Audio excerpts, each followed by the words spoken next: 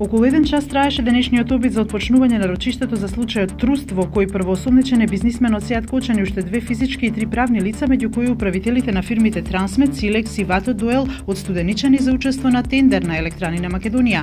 Одбраната рече дека не добила листа со докази на која треба да предложат свои. Обвинителите и адвокатите на одбраната разменија USB материјали со листа на докази, а судот го закажа рочиштето за 14 ноември.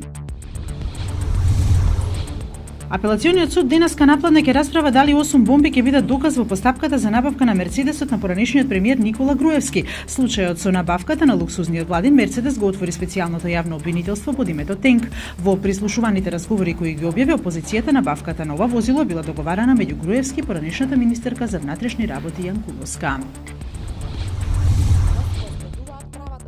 За евентуално продолжување на породилното отсуство прво треба да има широка јавна дебата и сеопфатни анализи за позитивните и негативните аспекти и при евентуално продолжување треба да се размислува за користење на ова право за двајцата родители, вели министерката за труд Мила Царовска. Ова е ставот во однос на предлогот за продолжување на породилното отсуство од 9 на 18 месеци, што е на дневен ред на собранието, предложен од група пратеници по граѓанската иницијатива и собраните потписи од референдумот.